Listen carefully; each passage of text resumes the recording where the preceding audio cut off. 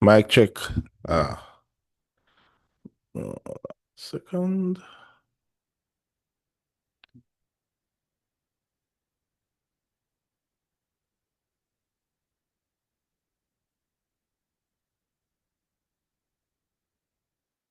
All right.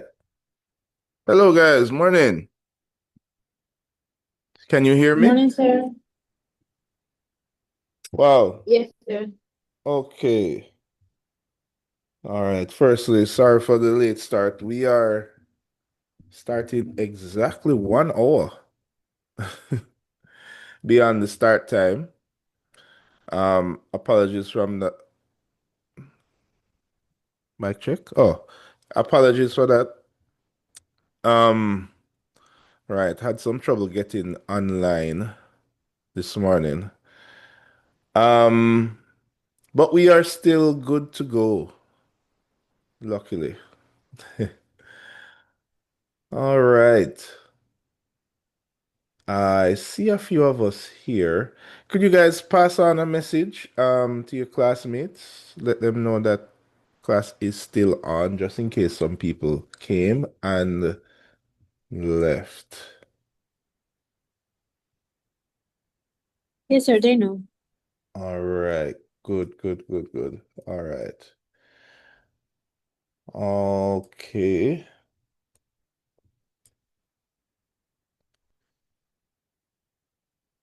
Where is my regular stuff? Okay, yeah. I'm just getting everything up and running. All right. So, for class today, by the way, firstly, some housekeeping. Um,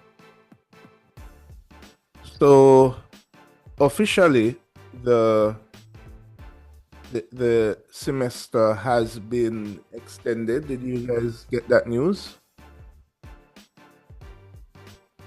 No, sir. Right. So they want to extend the semester 2 weeks to make up for the time, which carries us dangerously close to the holidays. Um, but for us in 3D modeling, I don't think we will be going over time. So I guess that's kind of good news if we manage to stick it out. Um, Based on the schedule, we should be able to wrap up what we have to do. Um, when I looked on the schedule and worked it out, we should be doing our remember, you guys have been working on your major project for the majority of the semester, right?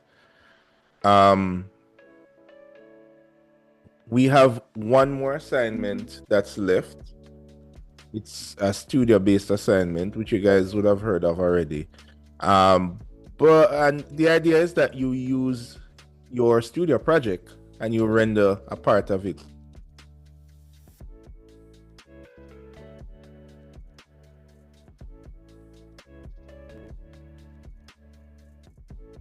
Part um would be maybe checkpoint 3, which we have passed that long ago. So everything else now is pretty much easy. So um right, so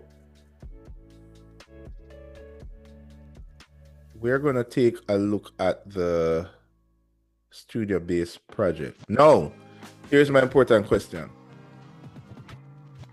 What's happening in studio? Have you guys gone back on the horse? You can give me an update because our thing here is linked to what happens in studio.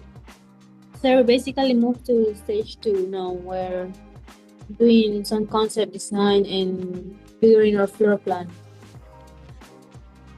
Okay, good, good, good. Um,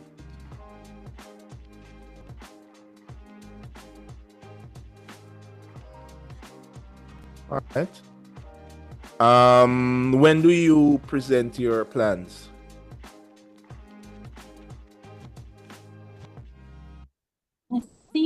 that 28? I'm not sure. Mhm. Let's see. Today is the 17th. Next week will be the 24th, which would have been the last day of class, but it's gonna extend 2 more weeks. All right.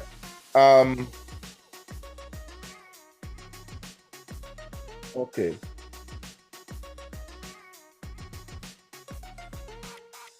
So when do you say you guys think you have to present your plan? I think that's on the 8th, sir. You go again? You chip out? The 28th of November. 28. Oh wow. That's after next class. All right, cool. All right. So the two things that we have left to do in computing is going to be, one of them requires that you have your plan already, right? And the other one is going to be the exterior for this is checkpoint 3 and 4. Sorry, checkpoint 4 and 5.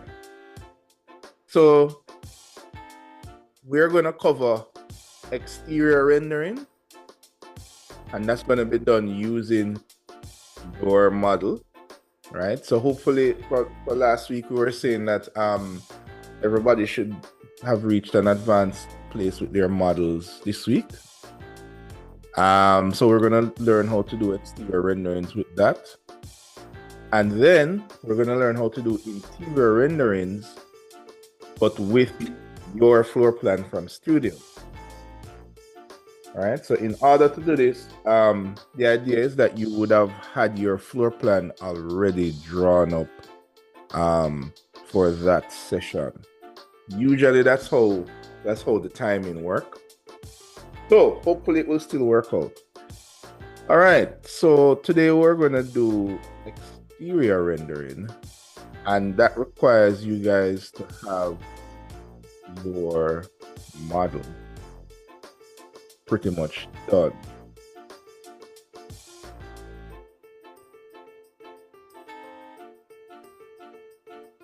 All right, I'm just gonna open up my version of the model.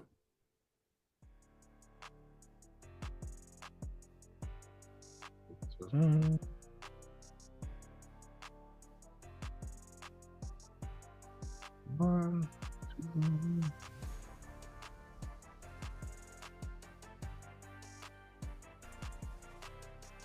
Yeah, I'm having some issues installing Twinmotion. Oh, Like it's like I'm trying to launch the program and it says that I don't remember what it said, but it's like it's not installing.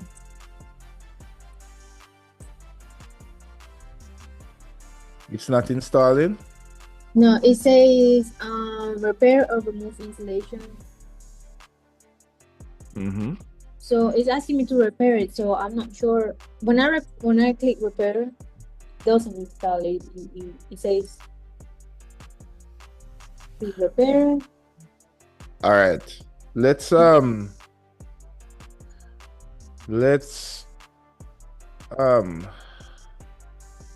because we have a part of the assignment requires that we do some stuff in Revit.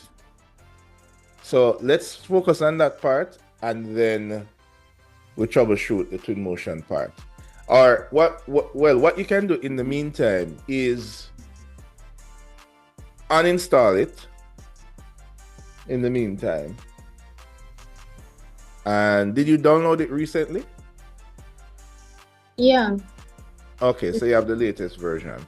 So just uninstall it in the meantime. All right. All right, guys, let's do a check. So how are we on checkpoint 3, guys? Everybody, last time I checked, most of the class was above 70%, I think. So hopefully we should be there now. I want us to fire up Revit.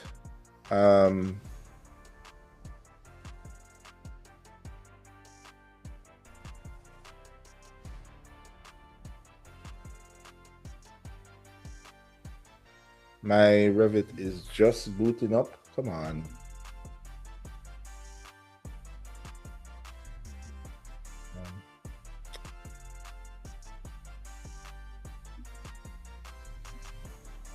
All right. There we go.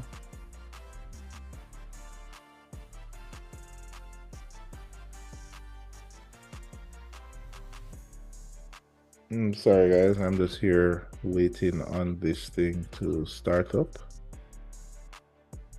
Okay.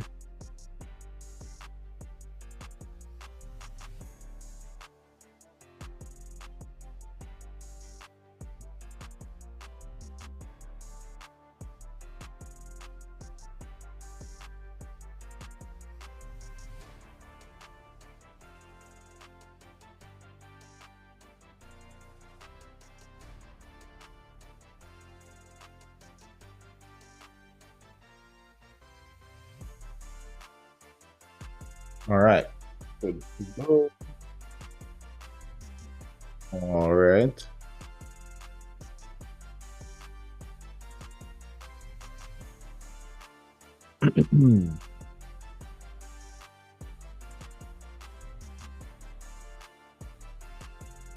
All right. You guys can see my screen, okay? Sir, Yeah, go ahead. is there some of the rendering softwares have like a direct link to the BIM softwares? Is there one for Twinmotion? Yes, there most Like certainly is. a plugin link? Yeah, if you're using Revit 2024 and up, it's already built in. Oh, okay. All right then. All right. So this is well, what your model should be looking like. Of course, this is my design, so it's looking a little different from yours, right? Interesting.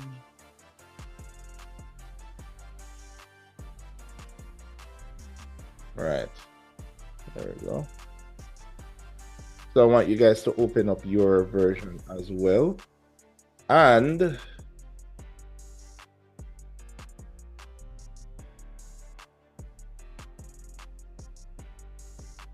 here we go. If we take a look.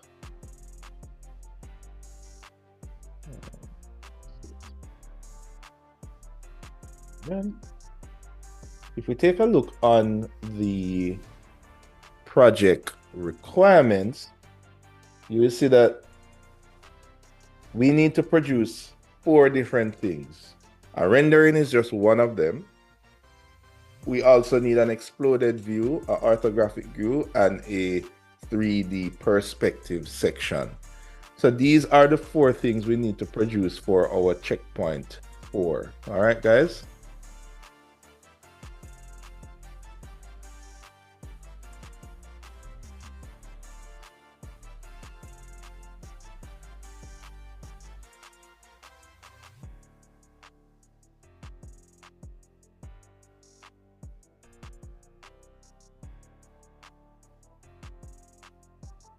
All right.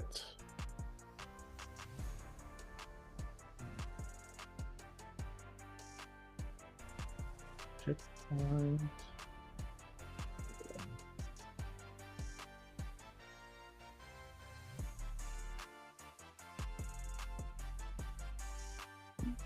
All right, let's go.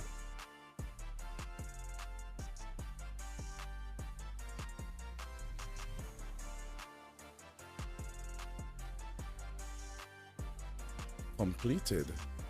Now we're going to look at how we can manipulate the views of the model to get some specific types of views.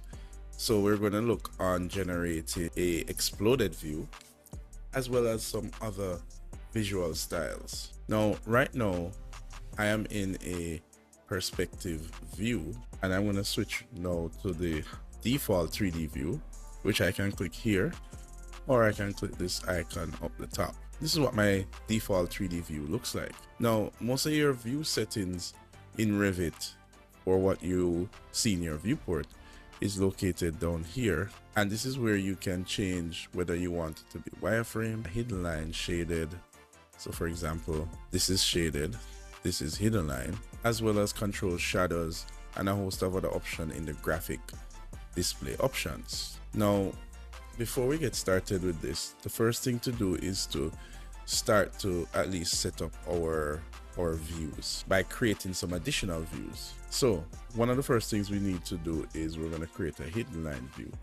So we're going to right click views.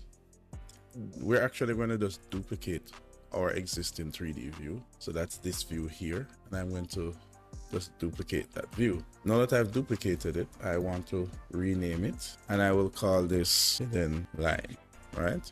And what I will do is I'll put a little underscore before it, right? Just so that it can order it in the right order for me. So this will be my hidden line view. Now I want to duplicate this again, and this time I'm going to rename it, and I will call this one exploded view, and one more time, and I'll call it perspective section. Now these views with the underscores are the views that we want. Just to simplify things, I'm going to delete this existing view that I have here, and this view actually came with Revit. I'm going to create another view. I'm going to duplicate this again, and I'll just call this perspective. So I have a perspective section and a perspective view. Now these views are all the same because I've really just duplicated the same view just to get started with, right? Okay, so the first thing I want to talk about.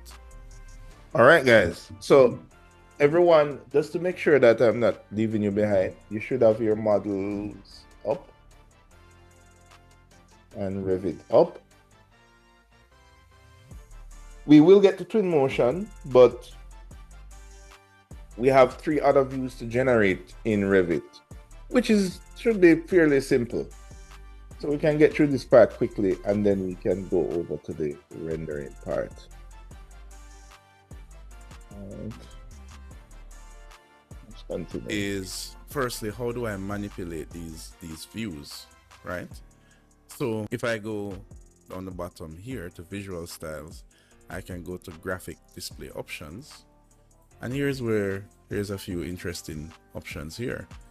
So we know we're on display style, that's here. Under shadows, we want to enable shadows and choose apply, and you see what that does is actually creates those shadows. And then we want to enable ambient shadows, and if we choose apply, what that does is add some soft shadows. So let me turn off shadows, and you can see what that looks like. It starts to add these soft shadows to the views here, which is pretty cool.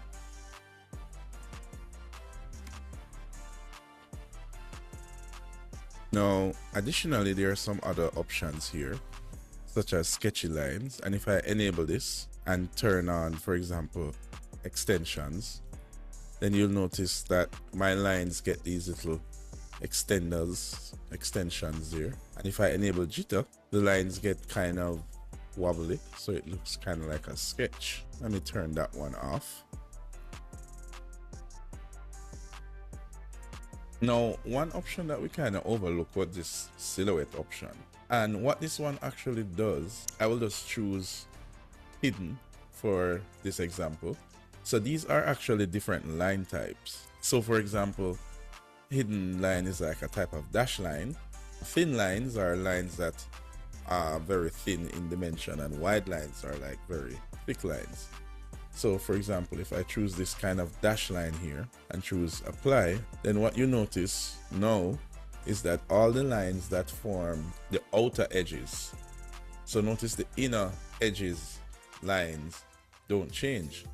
But if I change my view, now these become outer edges, and then they become that hidden line type that I've selected there. So one really cool feature of this is that I could choose wide lines, choose apply, and then if you have your line weights turned on, notice that your outer lines becomes much more wider compared to your inner lines, which gives an overall, I would say, interesting effect. All right, now there are some other options here. So for example, we can set our sun angle. Right now, if I choose apply, this is our sun angle, and under lighting down here, we can actually change our sun angle. right? So that is more that way, that is more from the front. So maybe this is fine here. Maybe it could come around just a little bit. Yeah. And then we can adjust the altitude if we want. So we could make it a more shallow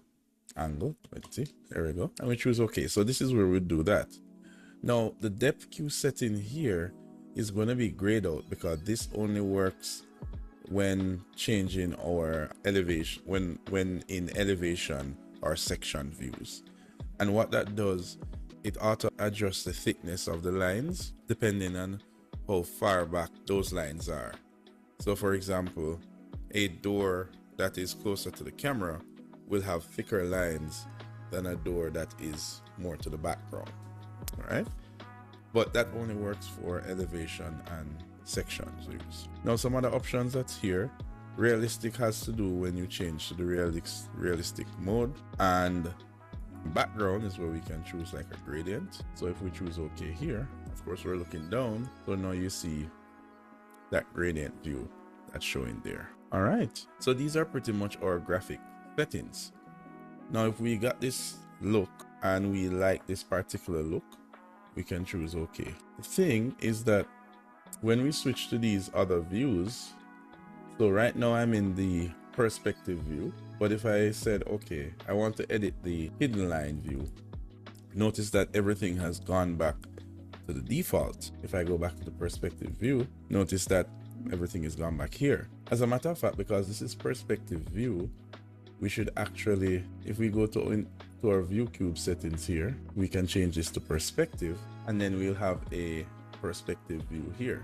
Now another thing that we want to do also is we want to hide these level lines, and to do that, a quick way is we could right click and choose hide in current view all, and we're going to choose category, because if we choose element, then it will only hide this single line here, but if we choose hide the category of levels, then it will hide all levels, which is great. Now you can ignore these lines here, they're only showing there because they're very close to the surface here, so it's more of a graphical glitch. But if you should print a PDF, then these lines I don't know if it's me alone. Okay, so now we have, all I'm saying is blurred. Yeah. I think, yeah, it might be because of the internet speed. Anybody else seen blur? Or is it clear for you guys?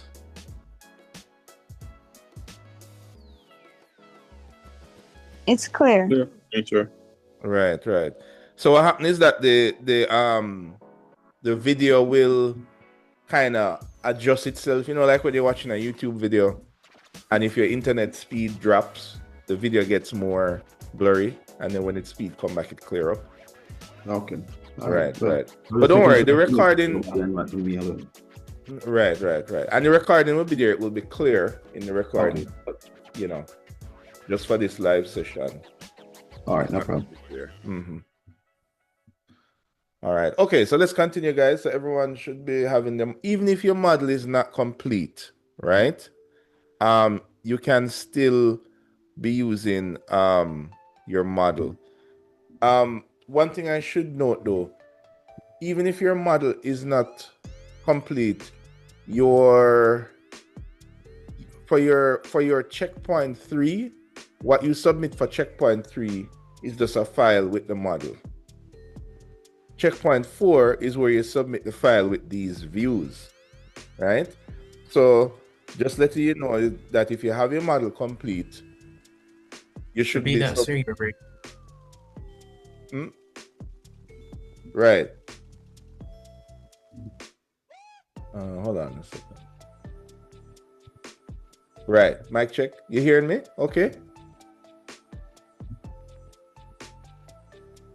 Guys, are you hearing me? No? Yes. Oh, you are? Yes, I'm hearing you. Oh, okay. I'm not seeing the little microphone thing move. Anyway. All right.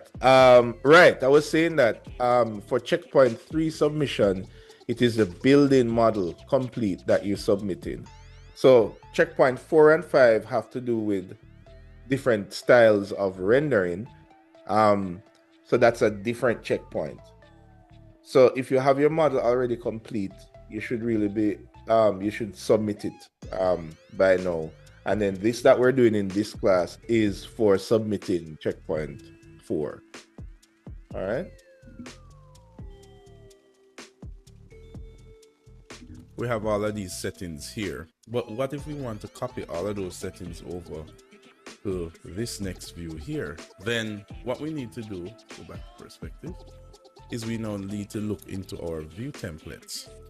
Now view templates are located under view, and here they are. They're called view templates. So what view templates do is they take a snapshot of all the view settings that we have changed. So everything that we've hidden, every graphical style element that we have selected, anything that is visual, the view template will take a snapshot of that setting and save them under a profile. So right now we have just changed a bunch of view settings, and what we want to do here is create template from this current view. Now we want to name this perspective. We're going to call it underscore perspective. Okay. I'm going to choose OK.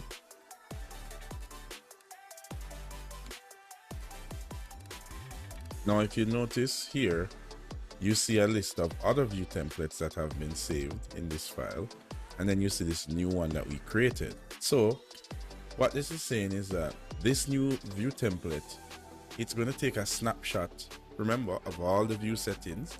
So all of these settings here, it is saying, hey, do you want me to take a snapshot of the detail level, parts visibility, and all of these, you know, shadow settings, background settings, all of these things, we can take a snapshot of them, right? And we can say, okay, now we can decide to change. So right now, this view that we're looking on now is still different from, if I go to the hidden line view here, you will notice that this is different, but now I can click on view template and I can choose perspective template. And now everything is looking pretty much the same. We have the background, we have the shadows, and we have everything that is copied over. Now the interesting thing to note is that you can't change any of these now settings. So for example, if I decided that, oh, okay, let me change the thickness of these silhouette lines, and I go to visual styles, notice that it is grayed out. And the reason for that is that all of the view settings are being read from this view template that's here, and that view template is what we call perspective template. Now if we wanted to, we can disable it and say none. It will still keep all our settings and now allow us to edit all of these things. So we can go through now. So for example, exploded view, that doesn't look like it, so we're going to apply the view template. It's okay. Notice how the level lines have been hidden, because in that view template we defined a rule that says hide all level lines, and we don't have to manually go into each view and having to update those graphical styles. So let's go to our perspective section and let's do the same. All right, so now what we're going to do is we're going to start to work on these individual views. So our perspective view is pretty straightforward. We could actually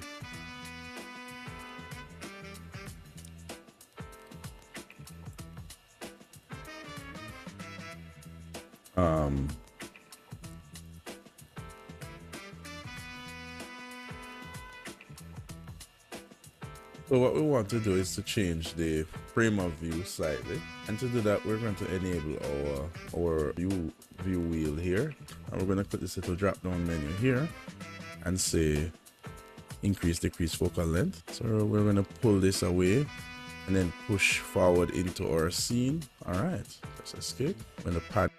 All right, so to do that, guys, when you are in the perspective view, when you want to make your view more of a bird's eye, is a delicate balance between so for example, when you go to perspective here, oh wow, this is very kind of crazy.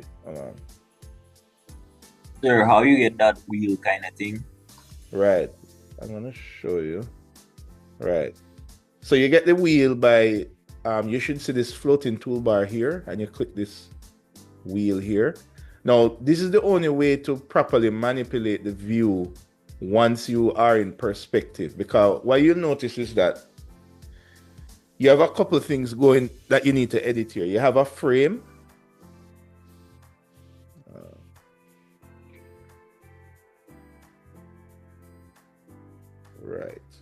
Right.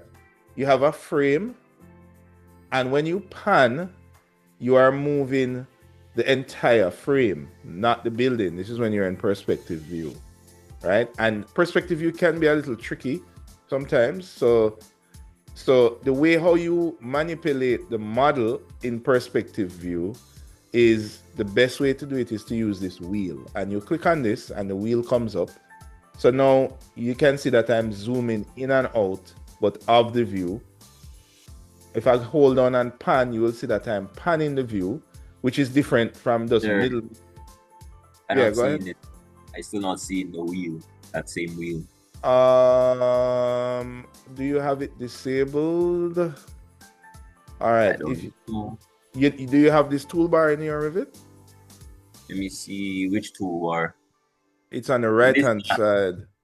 I don't see it. No. You're in a perspective view. Yeah. That's this wheel right here.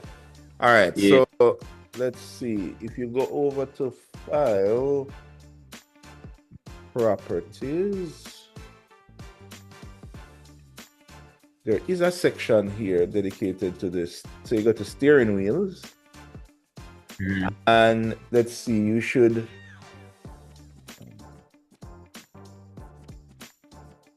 No, actually, no, that's this here.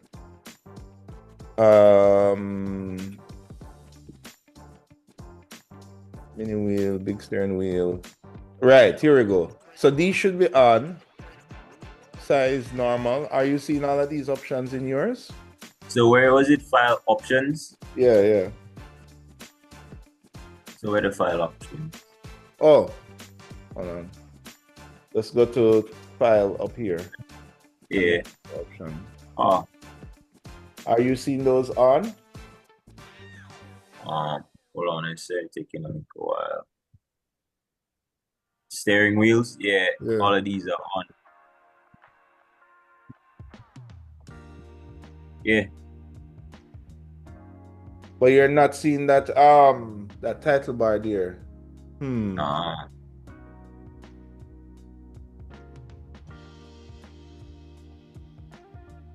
Maybe it's in your, let me look if it's in your view options up here.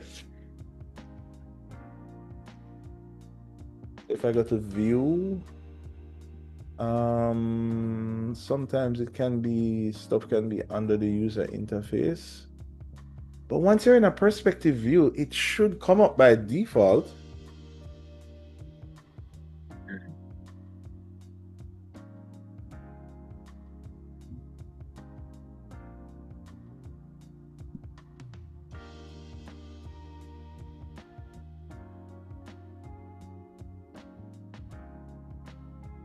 Go to the user interface.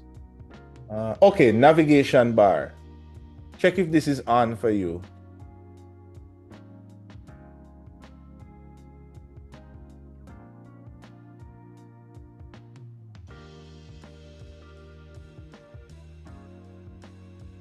Hello? Okay, so I got it. It was off. You found it? All right. Good. All right.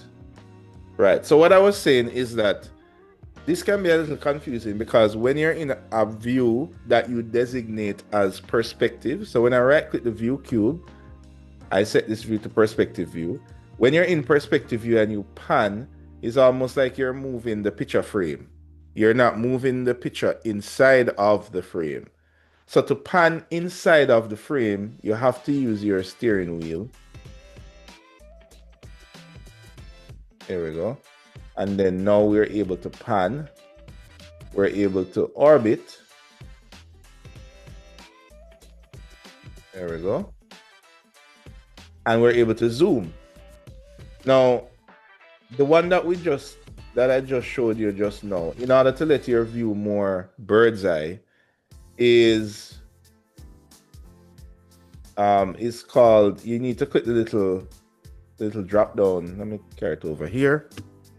So if you click the little drop down thing here, and then you choose increase or decrease focal length. So how that works is when you pull away, the camera is getting more of a worm's eye, meaning it's being more skewed.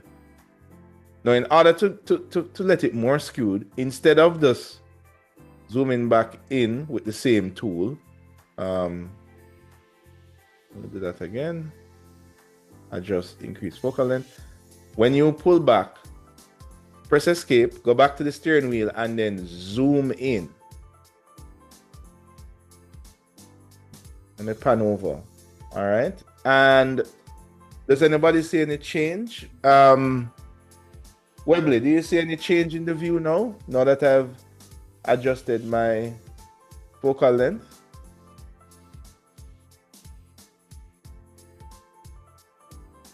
Is Webley here? Yeah. Yes, sir. Right. So that is how you get it to be more skewed. You pull back with your focal length and then zoom in.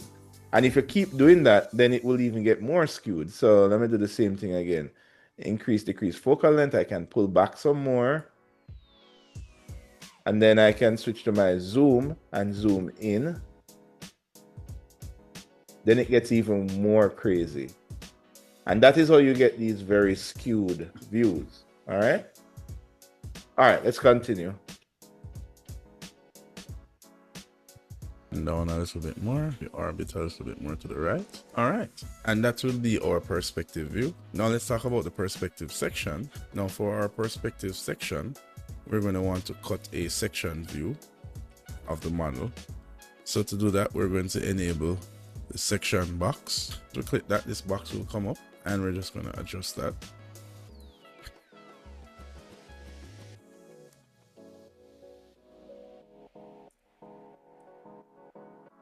And we're just going to adjust the back up and the front. All right. And yes, maybe a shot like this. Now it is a perspective section, so this needs to be in the perspective view. Now for this particular view, we don't want the horizon line here. So in this case, I'm actually going to disable the view template so that I can now go in and say for my background, I want none. Great. So now it's just a gray background. And let's go ahead and we're going to hide the section box. So this is what this perspective section looks like, which is pretty cool. Okay, so now let's talk about our exploded view. I'm going to save this file. Now for our exploded view, what we're going to do is first we're going to use the section box because we don't need to see everything that's here.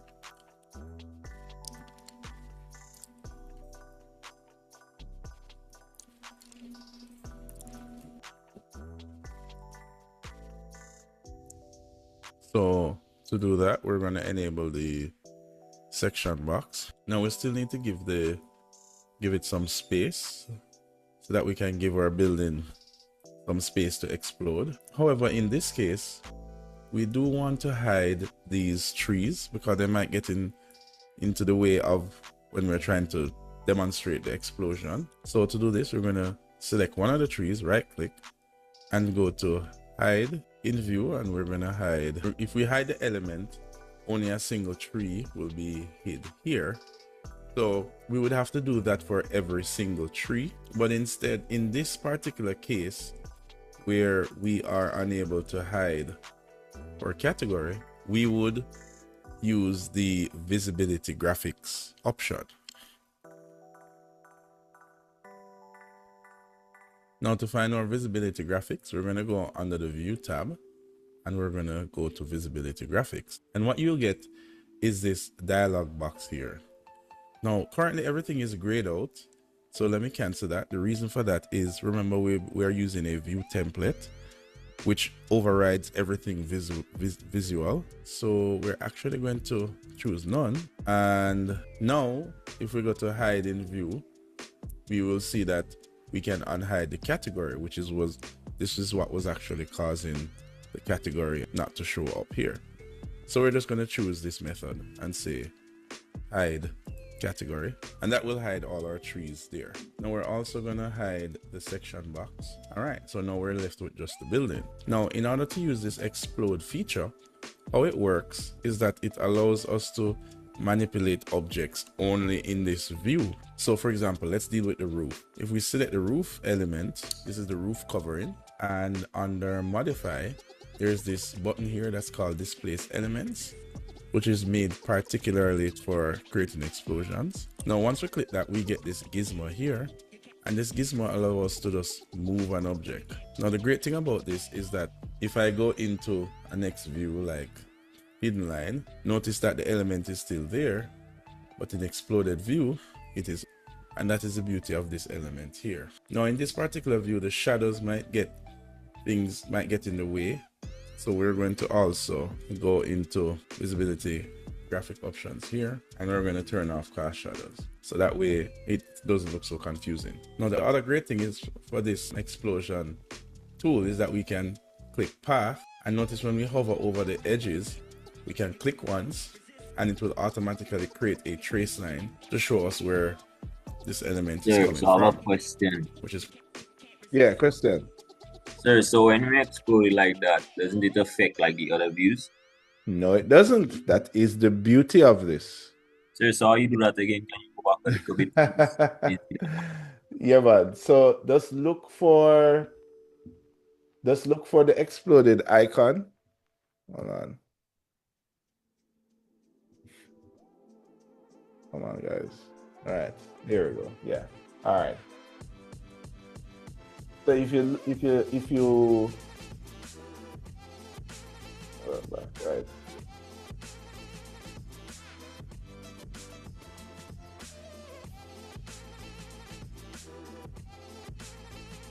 So if you're seeing, this is the icon that you're looking for right here. On the modify, right here.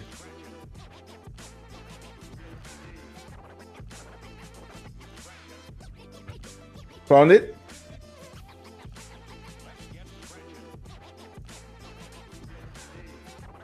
Sir, it grayed out for whatever reason.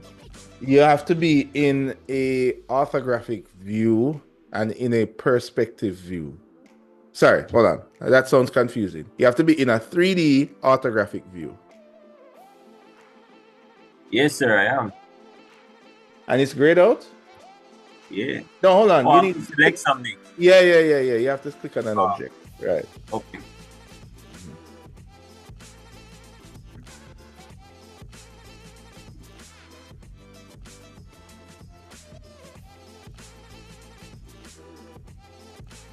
And then you just move it. Right? So yeah, so that is the awesome thing about this view is that it doesn't affect the other views. Right? element is still there, but in exploded view, it is, and that is the beauty of this element here. Now in this particular view, the shadows might get in the way.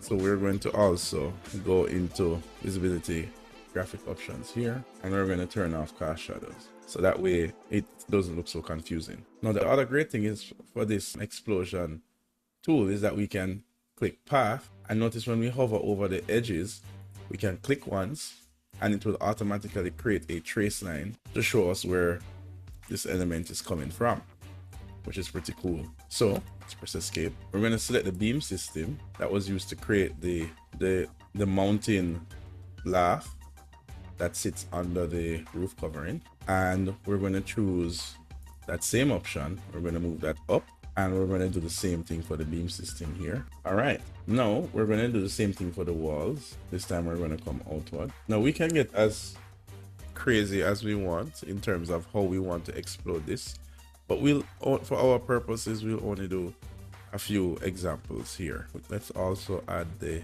line to this. All right, so those are our exploded view here. That's it. Now the other thing to notice, what I want you guys to pay attention to, when you are doing this to hand in, there's some little things I want you to look out for.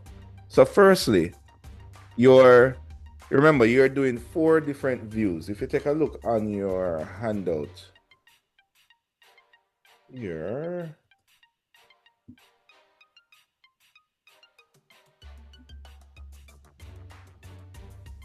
Oh, my bad. It's over here. Right. If you take a look on your handout, you're doing 4 different views. One has to be an orthographic view, and the other one is a perspective section, and the other one is exploded view. So you should have these 4 different views. Now, realize that for all of my 3D views, I went in and I edited the silhouette, I edited the background, and to let it look different. So if you guys want the maximum marks for this checkpoint, ensure that you edit those settings. If you just give me the default settings, then I have nothing to give you in terms of creativity, right? So I want you to make an effort to go into the display settings and change up things like the shadows, things like the background, and to let it look interesting. All right, guys? Don't forget to put your trace lines or your exploded view. And there is also a method to exploding. When you're exploding, you don't want to obscure the thing you're trying to show. Like if you've seen a successful exploded building view, you can't explode the roof and it's blocking the plan. And the objective you're showing is the plan. So you need to ensure that you explode your building in a way that you can see how your building is made up. It's not about breaking it into the tiniest of little pieces, right? So for example, notice I break the roof in 2. One of them is the joist members and the lath that sit on the top. So rather than breaking the joist, then breaking up the lath, and then breaking the surface, I break both the joist and the lath together, right? Because I'm not trying to break up everything in tiny little pieces. I'm trying to break them in reasonable chunks. Are you guys following me? You understand what I'm saying? Anybody confirm? Right. And when you break them up and you set in your angle, make sure you don't angle it in a way that blocks the rest of the view. All right. This is a great tip, guys, especially when you're working on your projects and you need to just show what something looks like in a particular view. This is how you would do it. All right. Under this view. So far, we have perspective section, and we have an exploded view. What I should say is that your perspective section, this needs to be a section view. So remember, it needs to be a perspective view, not an orthographic view. All right, that's why it's called perspective section. And you need to cut it in a way that it informs me of what's happening with the building. So look at this view. I can see that, oh, this is how I get from this level to this level. And here's the stairs, how I get from the ground floor to the upper floor. And here's the door of how I get from the upper floor to the upper balcony. Like it's telling me something. Sorry. Where you get the view? Where you get the view like that for the section? You mean the angle? Yeah. What you do is first you switch it to perspective view. Oh, by the way, perspective. You right click the view cube and switch to perspective. By the way, if you change something in your view and you don't know what you did and you want to go back to undo, instead of using the undo button here, you can undo your view by going to rewind, and it will show you everything all the different views that you set up. You can go all the way back. It's like a tape. You can go all the way back. Go back more. Right.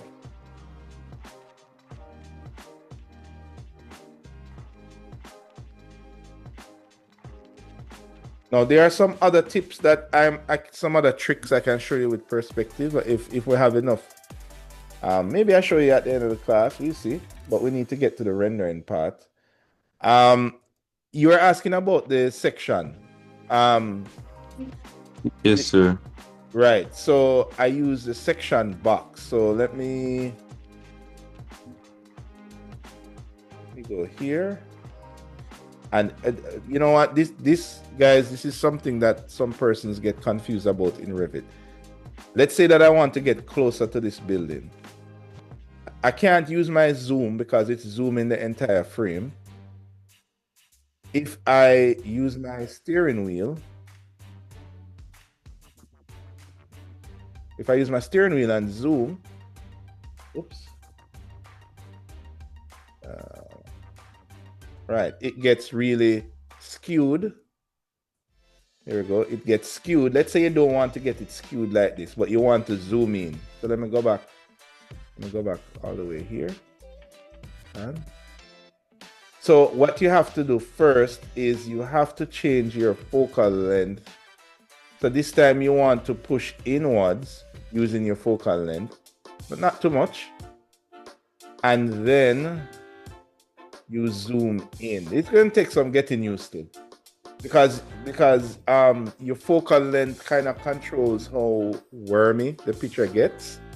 So sometimes you might be in a case where just zooming in, the picture is going to get too skewed. So you have to go in with your focal length a little bit, and then you zoom in some more. It probably sounds a little confusing, but the more you play with it, the more you get used to it. All right, so in talking about the perspective section, what you want to do is enable the section box. Make sure you do that. And notice you can't see it here, but you really can see it out here. If I zoom out and go to a more orbit, if you want, let me turn off hide the crop regions so you can see. So that is my section box right there. So this is a box that I can just adjust. And all I did was just adjust it till it reaches the cut of the building. And adjust the back of the box. And adjust the left here. And adjust the front of the box. Sir, like honestly, my building is really skewed and I have no idea how to like manipulate it. Sir, I know. True right now, sir. I don't even know. All right, here's what you do. All right, let's imagine that your building is skewed like this, and you're like, what the hell is happening? How do I get it back? All you do is just right click the view cube and say, just say go to the home view, and it will just reset everything. Sir, when I turn it to perspective, like in the section thing, it is like they turn the building wireframe. Like I see in the stud wall through the. Yeah, that's okay. When you save it, when you output it, you won't see it. It's because the walls are very thin, so you're seeing like the studs behind it. That's fine. When you save it, you won't see it. No problem. Yeah, it's a video card thing. All right, so yeah, so if your view is getting out of control, then you just need to just to reset it like that.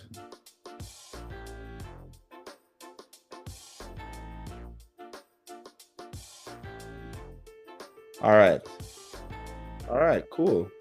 All right, any more questions on this?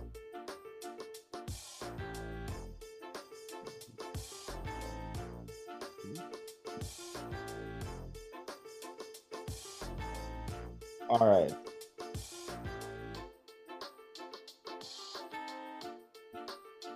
Now there are some other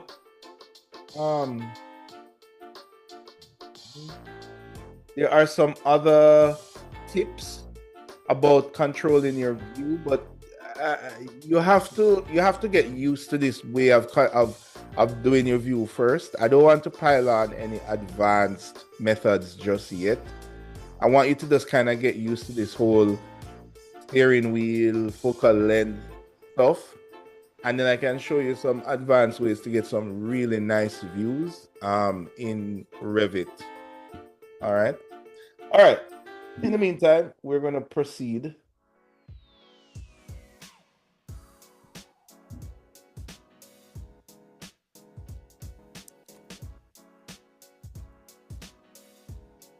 Okay, so now that we have done these other views, the last view we need to do now is for a photorealistic view. Now, Revit does have the option to do photorealistic views. For example, if we head over to the perspective view here and we duplicate this view, and we'll just call this one, rename this, call it perspective photorealistic, and we can actually change our graphic mode here to realistic, and you see the computer take a little while to do some calculations.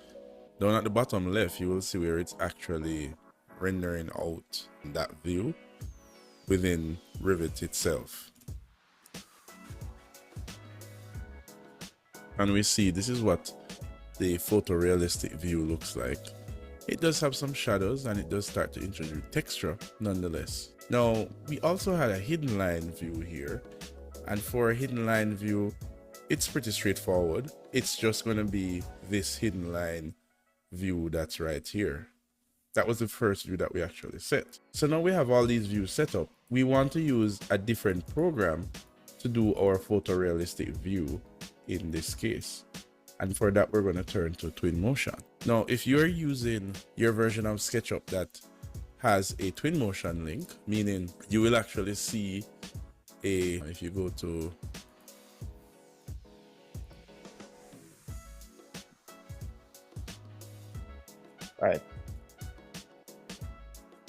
the view tab here, you will actually see a Twinmotion link here. So Twinmotion is an external application and it has a plugin that allows us to link directly to Revit. However, for our tutorial, I'm not going to be using the plugin link. I'm going to be doing all of this manual, so that way, whether you have the link or not, you'll still be able to follow along. And when I say manual, I mean we're going to export our Revit file as a FBX file, and then we're going to import that FBX file into Twinmotion. Now, some of you were asking about the live link option. Here's what I'm going to do. I need you to learn how to go to an external application using two methods. One of them is live link, and the other one is manual, meaning you export a FBX file or an OBJ file or some kind of special file, and then you import it into that program. Both of them we're going to learn. So here's what we'll do. For the exterior view that we're doing now, we're going to do it the manual way, where we export an FBX. And when we come back again to do our interior rendering, we're going to use the live link for that one, right? So that way you come out knowing both ways. All right. So we're doing exporting for this one.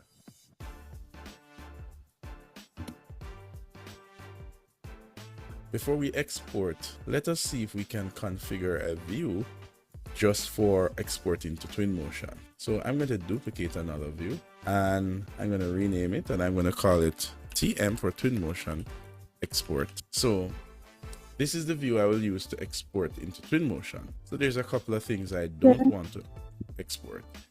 Definitely these levels. So I'm going to right click and say, come on. Yeah, go ahead. What's up? Sir, I have a question. How do you do the photorealistic one view? You want to try it? Cause you don't need it, you know. I was just showing you that Revit can do it. It's gonna hang your computer for a little bit, but it's down here at the bottom where you got to change between shaded and wireframe. The one all the way at the bottom is photorealistic.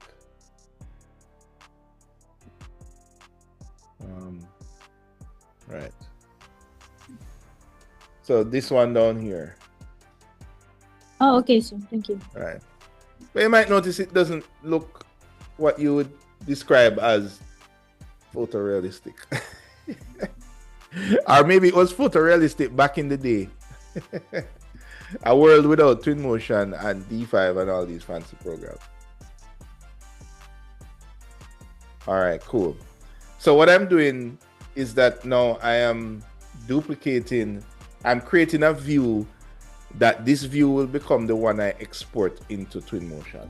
Hide category. I'm also going to hide all of these foliage. I'm going to hide category. This is pretty much all I need for Twinmotion, because Twinmotion has its own trees that I can utilize. All right, great. So now that's done. With this view selected, I'm going to go to File, Export, and choose FBX. All right. So I'm going to save this to my desktop, and I'm going to call this tower. I'm going to just work inside a folder called demonstration to make life easier. So I call Lookout Tower TM, and it's going to be saved as an FBX file. I'm going to choose save. And now what it's doing is exporting the FBX file. All right. Now Twinmotion is a standalone program. So right now I'm on the Twinmotion website, and Twinmotion is completely free, so I can download this. And in order to download Twinmotion, I'm going to have to sign into Epic Games. By the way, guys, that chase scene was totally done in Twinmotion. Pretty cool, right? All right. Now, one other point to note, this is going to be a slightly older version of Twinmotion. Twinmotion literally updates every couple of months. So for our exterior shot, we'll use this version, but for our interior rendering, we'll be using the newer version of Twinmotion. So that way you can kind of get a full cross section. All right. I'm going to have to download the Epic Launcher, which is a program that when launched, it looks like this. Then I'm going to head over to Unreal Engine, and then I will see Twinmotion up here. And this is where I can choose Launch.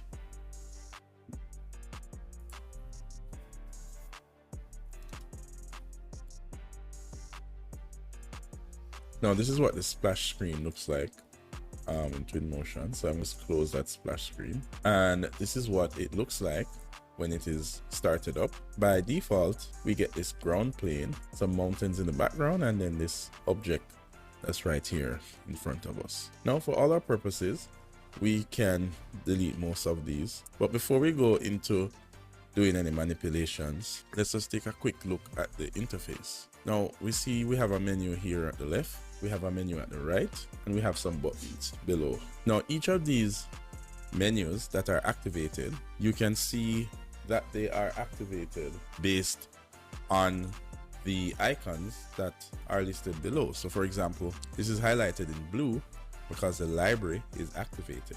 If I turn this off, notice it's not in blue anymore and the library is gone. So library on, library off. Same thing for stats. Stats on, stats off. On the right hand side, we see. Right, guys.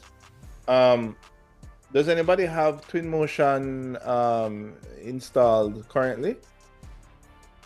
Let's see what I have it, sir. Okay, one or two persons.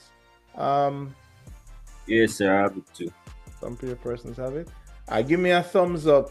Those of you who have it installed, just give me a thumbs up emoji on it. All right, cool. Oh, just a few persons.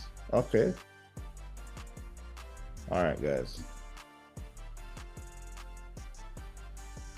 Now for all our purposes, we can delete most of these, but before we go into doing any manipulations, let's just take a quick look at the interface. Now we see we have a menu here at the left, we have a menu at the right, and we have some buttons below. Now each of these menus that are activated, you can see that they are activated based on the icons that are listed below. So for example, this is highlighted in blue because the library is activated. If I turn this off, notice it's not in blue anymore and the library is gone. So library on, library off. Same thing for stats. Stats on, stats off. On the right hand side, we see where we have scene that's activated along with properties. So if I turn off scene, that is scene off, scene on, and properties, if I turn that off, then it's off right there. Turn it on or off. Now in the middle, we have some options as well. So we can turn on the import option. See it's on, it comes up, off.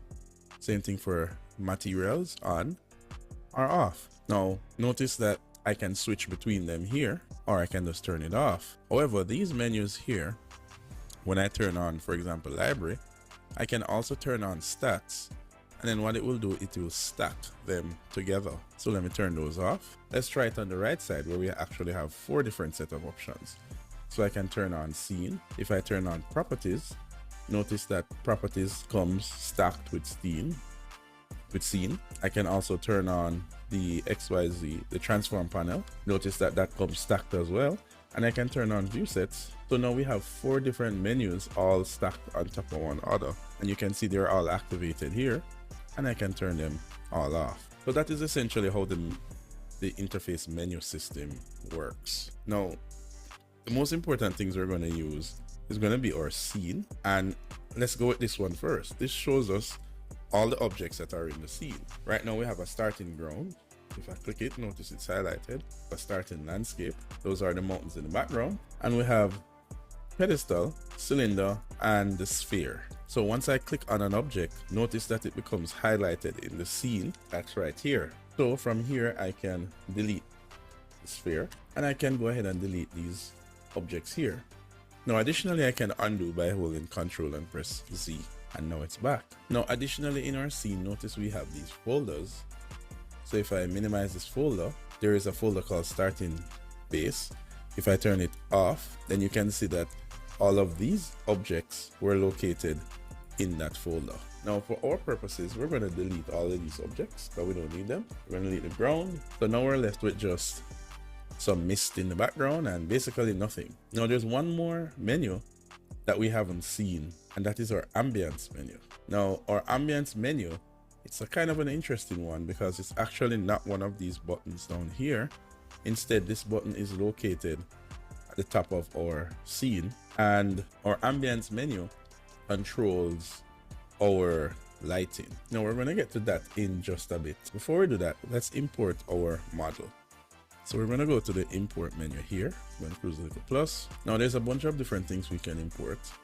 In our case, we want to import geometry. Choose open. Here is that FBX file we exported called Lookout Tower. I'm going to choose open. And if I expand the options, we have a couple options here. The most important one, keep hierarchy, simply means that if it is an object in Revit, it will keep it as an object in Twinmotion. Whereas collapse, it will keep it as a single entity, a single object. So all our windows, doors, floor, boards, everything will be all attached as a single object. And collapse by material does what it says. They're just going to be grouped together by materials. So we're going to choose keep hierarchy and choose import. All right, we take a look. This is the model that we have here.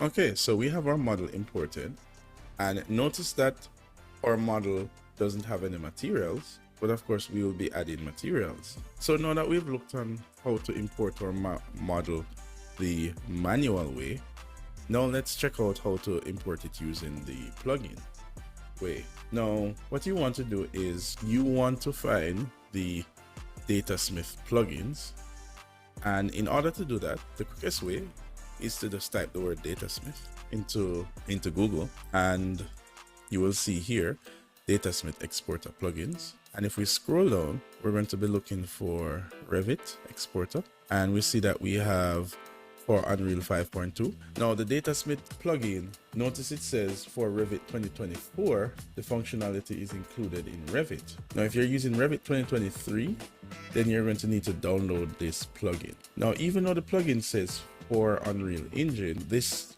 Datasmith plugin also works for Twinmotion as well. Now fortunately for me, I'm using Revit 2024, so you can see I have the feature already built in. So what I'm going to do is back over in Twinmotion, I'm going to actually say create a new scene. There we go. And over here in Revit, I'm going to go to Twinmotion, and I'm going to say open in Twinmotion. I can also choose this option to auto sync, which would mean any change I make here, it will also be in Twinmotion. So I can click that option as well. All right, now I'm going to choose open in Twinmotion. Now in my case, it is saying that a supported version of Twinmotion isn't installed, and this is the kind of tricky reasons found in the plugin. It's because the Twinmotion that I'm using is newer than the Revit version.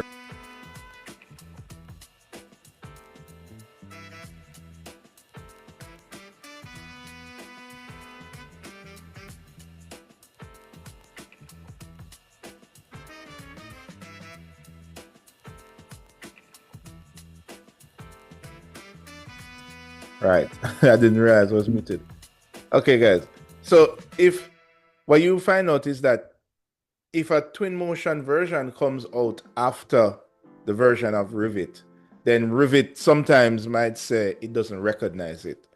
So for example, if I'm using 2025 now, then it would have worked.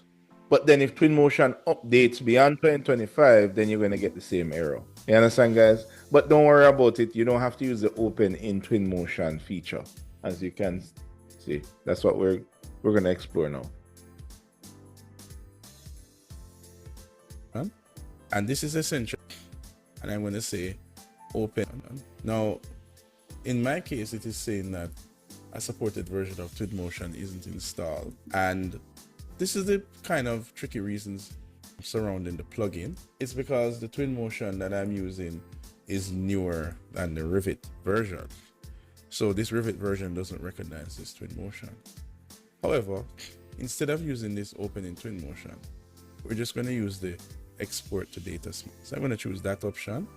And this is essentially, instead of saving an FBX file, it's saving a datasmith file, which is a special type of file export. So I'm going to create this folder and call it Smith, and I'm going to save the datasmith file there, and I'm going to save this as save. All right, now we can try this again. First, let me delete my starting ground here. All right, so let's go over to import, open, and this time, instead of opening this FBX file, I'm going to go into here and I'm going to open the datasmith file. I'm going to leave the same keep hierarchy option and choose import. Now this time around, you can see that the datasmith file actually tried to carry some materials along with it. Now, obviously these materials aren't applied correctly, but you can choose if you want to start off with this type of file or not. Personally, I don't mind using the FBX file because at least then I know what materials are not displayed correctly. So it's totally up to you which method you want to use. Now for our purposes here, I'm going to use the FBX file because that way you can know which materials are applied and which materials are not, because everything is just one monochromatic color. All right, guys. So those are the two ways that you can get the model. So let's start applying. That you can get the model into Revit. You can export it as a datasmith file that carries the material, or the FBX file, which doesn't really carry the material. It's totally up to you. For me, as I was saying, the datasmith file carries more information, but it still doesn't look right. It looks a bit closer to what you have in Revit, but in my opinion, you're going to replace those materials anyway. So, yeah. Find some materials now. Now, right away, you can see that I have my library panel open. That's here. And I have my scene and properties panel open. That's here as well. I like to turn these panels off when I'm not using them. So let's start working on our material. So the library panel is on. If I go to my home folder here, you will see these are the different items in our libraries. The first one is materials. Let's start applying our glass material. Let's apply clear glass. Notice when I apply it to one object, all the other glass materials gets the same material. And that's because we have this option selected here. So if I undo that and I now selected apply to only an object, then it would only apply to one object, which we might need sometimes. But in this case, we want it to apply to all objects. Next, we want to apply our wood sided panels here. So Let's go to back to materials. Let's go to wood, and then we can choose wood siding. Now notice once we apply it here, it applies to all of these. If you zoom in, notice that it's just really small. So what we're going to do is we need to look at the properties of this material. Now, in order to do that, what we're going to do is we're going to use this pipette icon here and just pipette this material. Notice it shows us the properties of these materials, right? And it's doing that using the properties panel. You can see it highlighted here. So if we scroll down, we'll see we have scale, and we can increase that scale. Maybe it could be larger. Now notice it reaches maximum, but you can still type a higher value, so 11. All right, let's add some wood here. So I'm going to choose this wood material here and apply here. You can kind of see this wood material here. Let's make it a little bit larger. There we go. You can see it a little better. Now the reason why it's colored so weird is because we have this huge red color. So let's get rid of that. So let's go to material, and we're going to go to materials, and this time we're going to go to we're going to look for ground material, nature, and here we go. Let's use this as 3, maybe not exactly lawn grass. Maybe it could even be this material here. Let's save this file.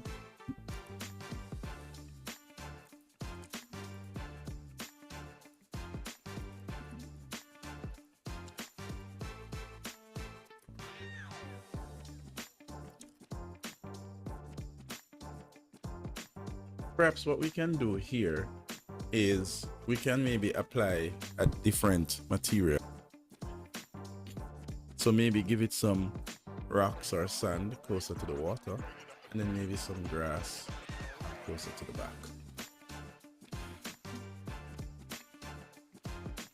So if we head back over to Revit, choose our landscape tool, maybe go to our top view, head over to head over to massing and site with our site selected, and then we head to subdivide, and we want to set the height of that new subdivided area. Let's set it to like 1 millimeter because we want it to pretty much be on the surface. Then let's see if we can use the spline tool for this. And what we're creating here is kind of like an edge that's going to have our like rocks and stuff, and we're going to come all the way back around. So this is now underwater, so this part here doesn't matter. Close it off, and we're going to choose OK. All right, so if we look in 3D view, this is what we have as this surface, which is different from this surface. So this is sitting on top. So now let's choose OK. So now everything is regrouped. We're going to go to File, Export as a FBX, and we're going to replace the previous FBX that's there. Head back over to Twinmotion, and then we're going to, on the import, we're going to just choose Reload. All right, great. So now we have a different element that's here. So let's choose maybe some rocks for this, and we're going to make the size be much larger, so you can kind of see the rocks coming in there. Now, all right, did everyone see that option? Because that's going to be something that you might want to use a bit if you're going from Revit to Twinmotion. Really cool, where you can subdivide the elements of a site so that when you go in a different application, you're able to apply a different material.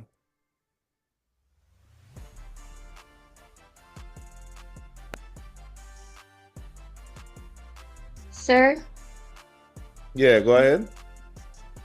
am I able to like create my own material like I am in Revit? Like I can in Revit? Like find a picture online and then... Oh, yeah, you totally can. So for example, suppose you had a custom portrait that you want to put on the wall or something like that, then fine. What I would say is that for the most part, any material you want to represent in the world of architecture, you can pretty much get most of it in Twinmotion. But then suppose you want to get something very specific like a mural or just something custom, then yeah, you can. So we'll jump into that when we get into the material section. All right? Okay. All right, cool.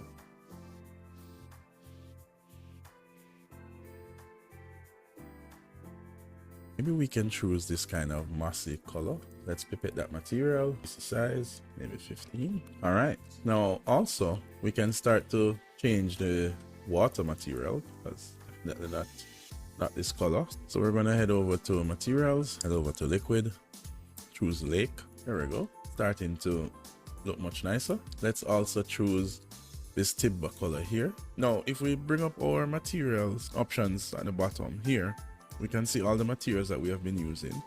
So we can actually reuse this one in these locations here. By the way, to move around, I'm using ASWD and I'm using Q and E to go up and down. These are all your controls right here. We can also change the siding here. So if I selected this wood siding here, which is this brown color, I could make that white, and we can make the timber color, which is this color right here, we can make it perhaps less shiny. So what we want to do here is we want to increase the roughness, which makes a surface less shiny. Then we also want to change the tint, maybe something a bit darker, more gray. So I want to take out the red so I can expand details and reduce the saturation. Let's also take this into white, just a little brown and more. So now it's more gray, which is closer to what I want. As for these railing, let's go into the metal category. And I noticed that right now, this and this material is now matching. So we're gonna leave that. But we're gonna look for maybe this carbon, apply it to the rest of the railing and the wires. Now, in this case, it might be hard to drag this material to this very thin material here. Let me try that again. So by zooming in, there we go. Let's also try on this carbon on this window frame. All right, let's change this roof material here. So let's look on the roof covering. Let's make it this gray. And let's make the size much bigger. Guess I'm losing some of these wires here because it's really thin. All right, let's change the floor material. So we're gonna go to timber again. This time we're gonna pick one of these and then modify them. Let's try the maple, the size. We're also gonna change these doors to that same carbon, this specs right here. Now in this case, you'll probably want to change just this step by itself. So I want to change this to apply to object and apply this just to the step. Same thing for this step here. So you see the fact that the materials, I left it in this red material, so that way it's easy to spot what materials I did change in color as yet. All right, so now we finish applying materials to the building and some materials to the environment.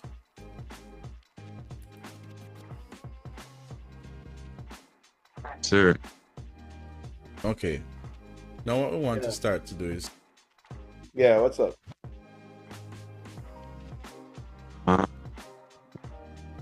I've been trying to import the file all along. Every time I press open, the Twinmotion freeze.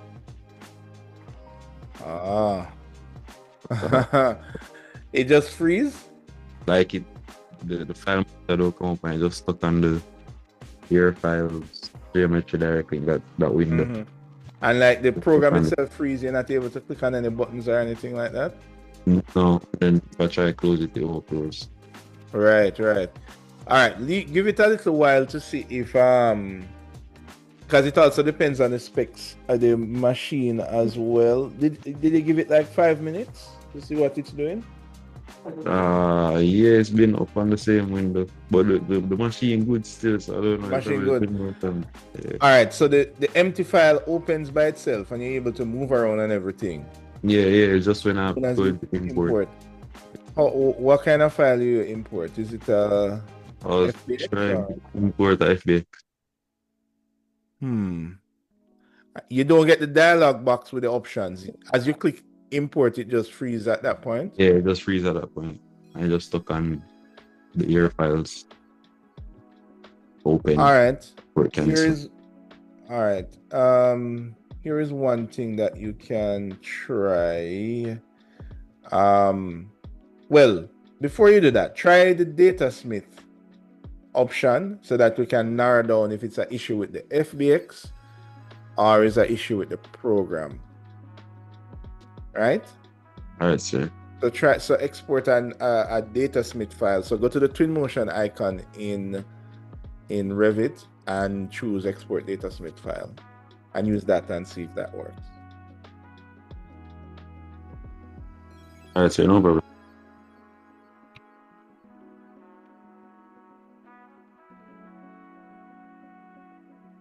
All right, let's continue. To start adding some environment elements. So we're gonna head over to library and let's see what they have. So we go to objects, and if we look under vegetation, rocks, we have some rock elements here which would probably be very useful. So what I can start doing is to start manually placing some of these objects here. I'm going to just duplicate this by holding shift, drag, and I can just drag this in the center here and it will float on the tops of here. What I'm doing here is I'm just creating a nice kind of natural edge, and this is going to be depending on your own art direction. You want to do the edges here. For me, I want it to have a little bit of a rock edge. There you go. Now, additionally, this was manually placing some elements. I can also have some painted elements here.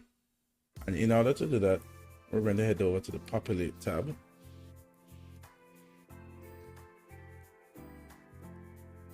I'm going to head to place. I'm going to head to paint. And what I'm going to do is I'm going to drag over some of these rocks. And now, with that said, I can actually start to paint them on. It's a bit too heavy, so I'm going to undo that. Right, this time I'm going to reduce the diameter. There we go. And I'm just going to paint along the edge so that this isn't so harsh. So I'm just kind of masking that area there. All right. Now the great thing about this is I can always go back to edit this paint here. If I click on it, I can go in and manipulate back these objects later.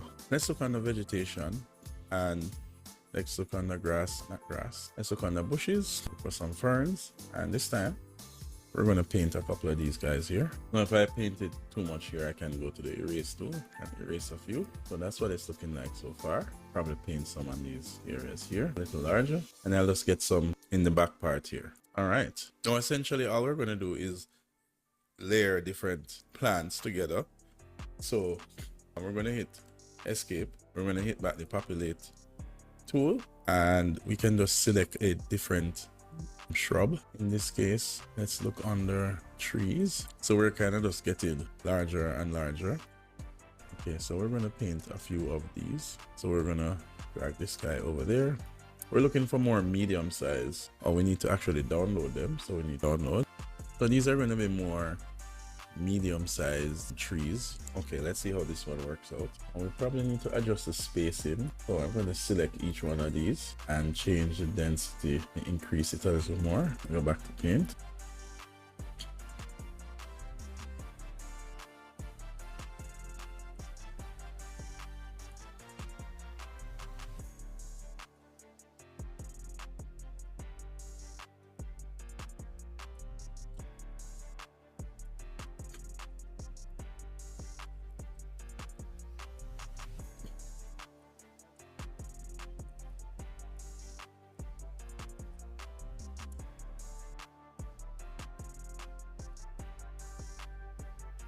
Additionally, we can go in and manually place some additional trees. So we can just drag them straight into the scene, and we can always copy them as well. So maybe those tall ones can go more to the back. So this method is a bit more manual of placing the trees, or you can decide to just paint them in as well. So if we go populate, paint, we can just grab a few of these trees. So increase the age of these ones here, density. All right, so that's pretty much it. Now, additional things we can add would be things like objects and props. So for example, we can add a sailboat, maybe off into the distance, maybe a small inflatable boat. All right, then we can add some characters as well. In this case, it's going to be posed, maybe summer persons. So we can start adding things like, so if we put a person there on the deck, we can also look under objects, and maybe we can start to add some of these elements here, like maybe this kind of an umbrella covering here. Maybe add some seating to some of these outdoor areas. All right.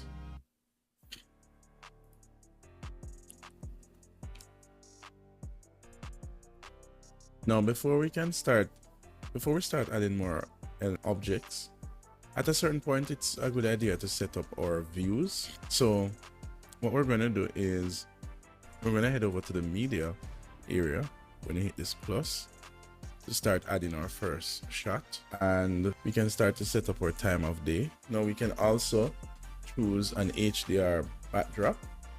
That will help us a lot with lighting. So we're going to choose enable. Then we're going to choose HDR backdrop. Now once we do that, you will notice that you get this massive dome in our scene, and we can actually move this dome around. So what we're going to do is we can change on the details, we can change size of that dome. We can change the height offset. So we want to push that back down below the water. And we can also change the rotation. So we want to try to select an appropriate view. Now, right now, our sun is aligned to the backdrop. So what we can do is say uncheck match sun to HDR, and that way when we rotate the HDR, it doesn't affect our sun. So it will still affect our lighting a little bit, not so much. All right, now some other things we want to do is we want to head over to camera, turn off auto exposure. We also want to head to our lens, and maybe we can try something like a 20mm lens. This is going to be up to you and your particular view. And we're going to enable parallelism, which will keep all our verticals straight. Then on the render, we're going to enable path tracer, and let's change the angle of the sun. We do need to adjust our sun settings.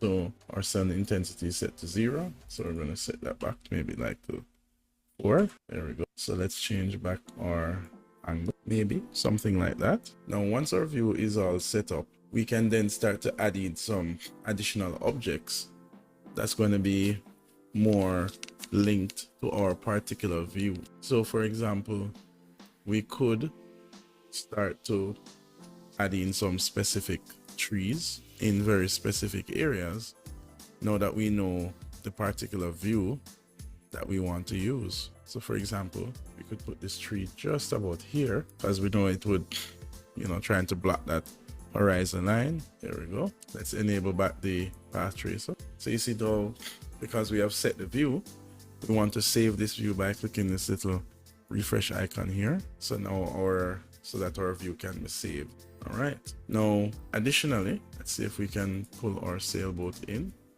the background of our picture. Maybe just on the edge of the picture there. All right. Now we can talk about saving this view. So firstly, if we head over to image, we can change the size. In this case, I'm going to choose 4K. Then I'm going to choose export. And on the image, I'm going to hit the plus, and I'm going to choose that image that we configured. And I'm going to choose start export. And I will export it to that same desktop folder. All right. And if we go to our desktop folder now, we will see the image that we just rendered, which looks like this. Now, additionally, we can go in and add some more people, and maybe add some foliage maybe underneath here like this. But these are the primary steps to getting our views rendered. Perhaps we can change the material. In my case, I don't think I'm liking the wood siding that much. Maybe I would go with something that's a little bit more clean and modern. So maybe it's just replace all materials. And that's the beauty about this. You can simply just change the material and render again. Now, if I choose render again, it won't replace the previous image. It will simply add 0, 0, 1 to the end of that image. And that's our new image there. So I think I would prefer this look much better. And I can now go in and start to maybe add some more details, add some furniture and some other details to really build this scene out.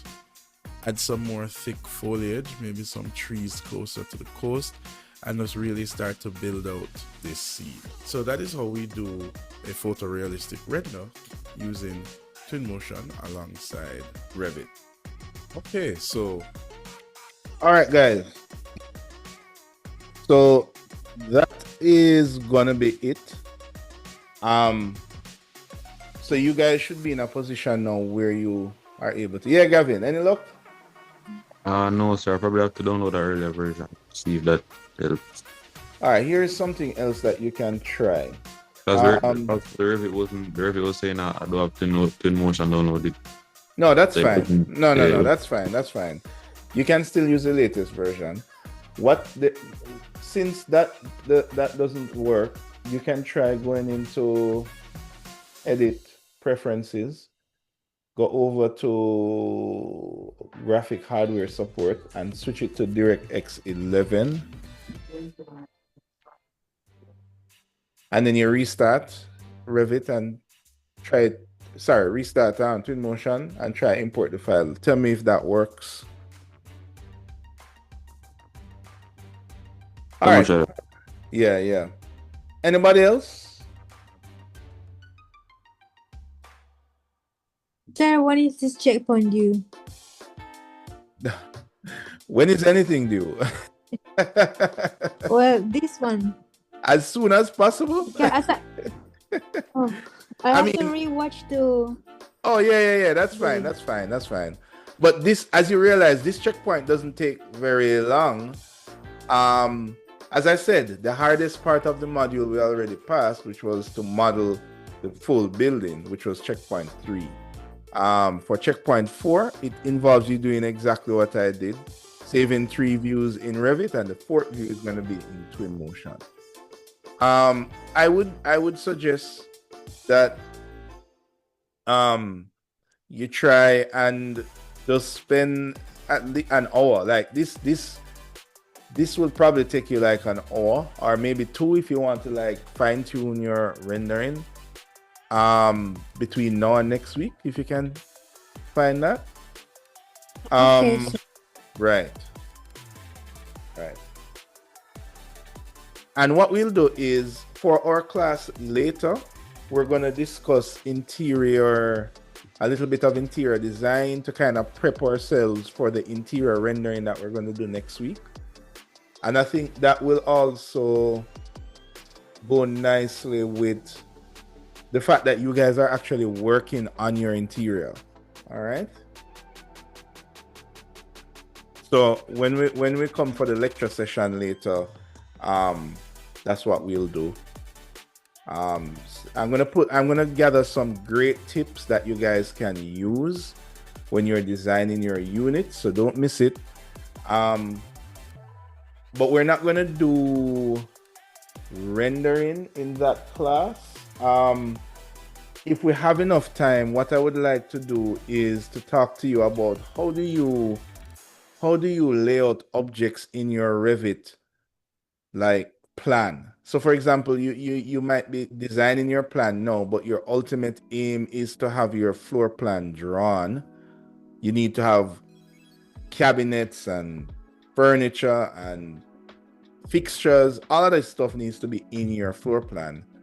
So I want to see if we can talk a little bit about how do you get those objects into your floor plan. You know most of it already, but I want to kind of focus on that part because that's where you will be in your design studio. Remember, for computing, we're trying to like not mirror, but we're trying to gauge what you're doing in design studio so that we can, so I can help you to get stuff done in Revit, right? And I want the stuff that we're doing to be relevant to what you're doing in studio. So I'll be trying to do that as much as possible. All right, so I'm hoping we can go through this checkpoint and you can get this out of the way. Gavin, any luck? No, sir. Still freezing. But my D5 doesn't do that, so I don't understand why I didn't want that.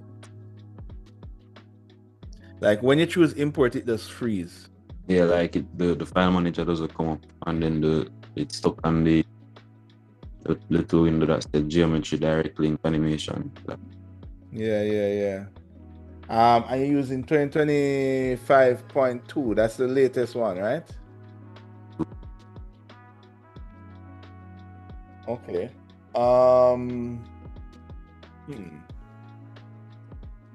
It moves good and everything until I go and file import. Also, it could be an error with that file. It could be an object in that scene that is causing it to freeze. So here what I want you to do. Just open a blank Revit file, just draw a single wall in there and try and import that one little wall into Twinmotion. And tell me how if that works.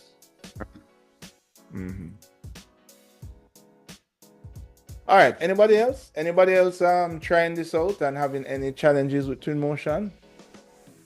Excuse me, sir. It's not regarding the Twinmotion, but it's regarding to the whiteboard. I don't have access to it. I'm not sure what's happening. You mean access to edit it or access to view it? Yeah, access to edit. Oh, right. No, that's normal. It's only for viewing. And then when we have a class activity, then we have access to edit. Okay.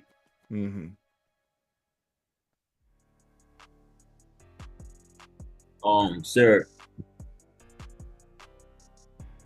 Yeah. For what you call it? For the very first assignment, activity 1, I was checking on the grades. I did it, but it says no by my ID number. Don't. So I was wondering if I should resend it or what? No, it's probably just haven't reached to it yet because let's see. Hopefully I have some stuff to mark. Usually when I'm marking, I just go through everything. So thanks for letting me know. I'll update it when I'm marking again, which will be checkpoint 3, which I'm hoping I'll see some submissions. All right, so no problem.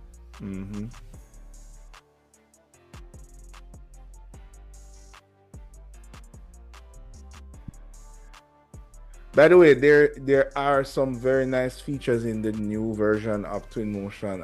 All these rendering programs every year, well, every couple of months, they come out with a new version. One such feature is going to be, remember I added the 3D grass, the 2D grass. Now you have 3D grass. So if you go into materials and you go down to 3D grass, now is a new category that didn't exist before. So I went in ground, but you have 3D grass, and you can just drag this out in your scene. Hold on. I'm gonna just drag it on top of this object. And if I zoom in, you have nice 3D grass. Can you guys see that? You can see it all fluffy, even with the earth below it. So that is a newer feature that has come in Twinmotion. So you guys can add this nice 3D grass in your project. All right. There are also some new stuff like new materials. And oh man, there's so much.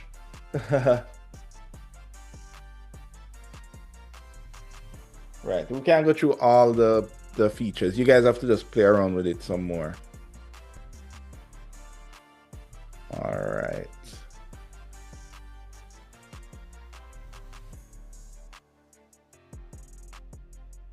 All right. Any other questions? That is going to be it for class today. What about Gavin? Any luck, Gavin? Are you still testing? Yes, sir, but I think it's just we'll try import it and and then I'm going to import it. You say it just freeze? Yeah, like it's stuck on the import tab. All right, I'm going to try and troubleshoot your computer one away and see if we can figure it out. So stay in the meeting. For everyone else, is there any other questions? Sir, just wondering if you would upload this video to YouTube Yeah, man, soon, ASAP. so- ASAP. All As right. soon as the class done, All right. Thank you, I'll sir. put it on Yeah. so that we can, yeah. I'll be waiting. All right, cool. All right, guys. All right, so with that said, guys, I will see you guys later. We'll talk about interior design. So I will see you in a few hours. All right, you can sign off when you're ready. All right, I'm gonna stop here. Recording now.